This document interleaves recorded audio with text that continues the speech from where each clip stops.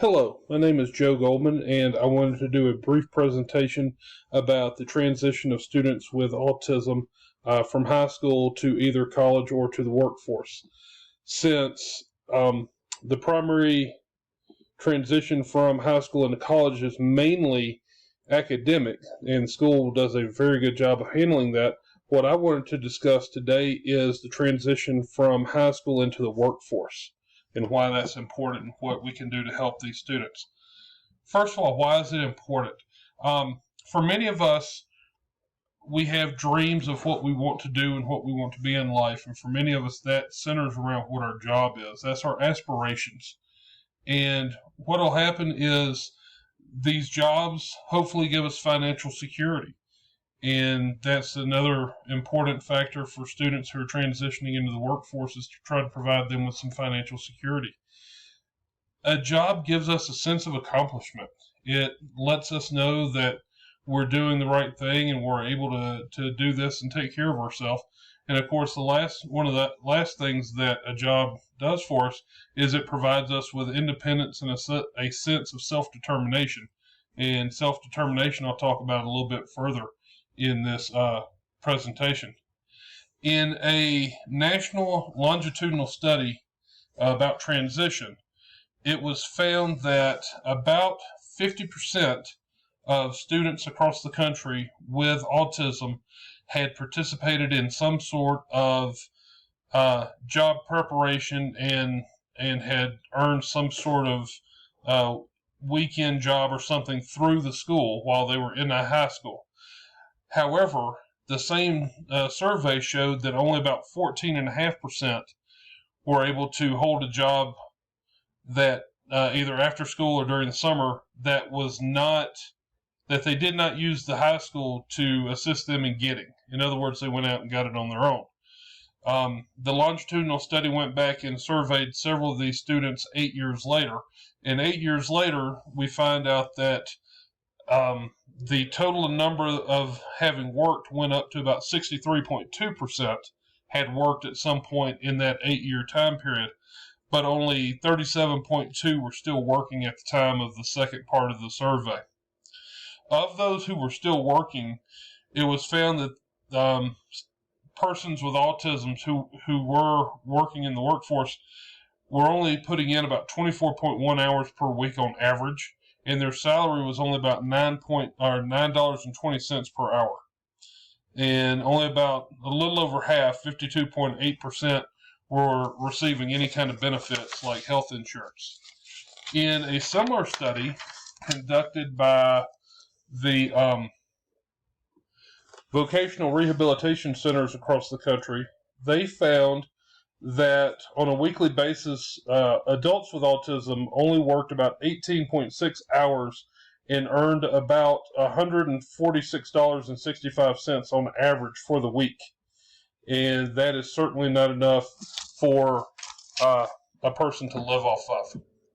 So what can be done? What can we do to help these young people with autism who want to join the workforce? First of all, we need to develop individualized, strength-based transition services and supports. One of the things that we continue to touch on in this class is the individual nature of autism. Every person with autism is different, and there cannot be a blanket use on how to reach someone with autism. So where we start out is acknowledging that every person with autism is different, and we need to find out what that person's strengths are and what their likes are and what we think they might be able to work for in the future. Next, there needs to be positive career development and early workforce experience.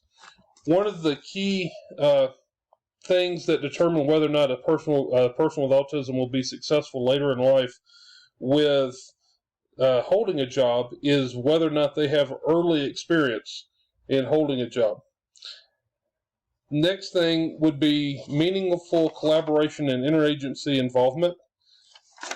We will touch on some of the different agencies that are available to persons with autism a little later in the conversation, but these agencies have to work together, including the school, including the parents. That leads us into family supports and expectation. The family support is one of the strongest predictors in whether or not a student will be successful. There are many roles that a parent can play. For example, parents may simply offer advice or may be able to help the student develop personal strengths and interests. They could also assist the student in completing applications or locating job openings. Or, in worst case scenario, they can also help provide transportation to and from the job site. Next is we can begin fostering the idea of self-determination and independence.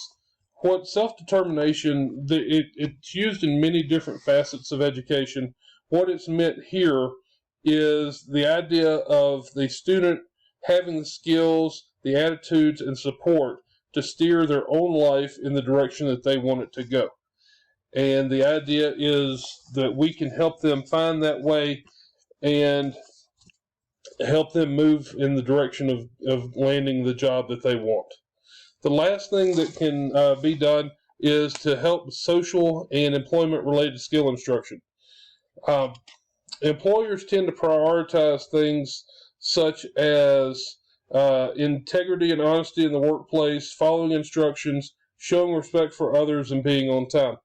While this doesn't sound like it's overly demanding, sometimes the students with autism who struggle in social situations may not be able to pick up on social cues that would help them in a job situation such as this. And again, we can help them with that. Next, some of the resources that are available. In northern Colorado, there's an agency called Foothills Gateway, and this helps individuals with disabilities to live independently. It is a branch of the county government for Larimer County. There's also a nonprofit organization called Project Search, which helps individuals with disabilities find and maintain work. There is the Job Accommodations Network, which is a nationwide organization which offers free advice and workplace accommodations for employees with disabilities.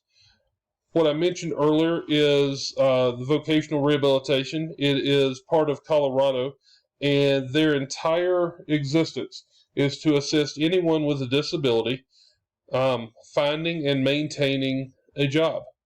And then last but not least, the U.S. Business Leadership Network, which is a nonprofit organization which is designed to help members of the business community in what they can do to help their business through training and inclusion of individuals with disabilities. So as far as a biblical perspective, how should we be looking at this as educators from a biblical perspective? And I know it sounds a little corny, but what would Jesus do? If you look at the people that Jesus called to be disciples, you think of someone like Matthew, who, if you've ever seen the television show The Chosen, is beautifully depicted as a young man with Asperger's.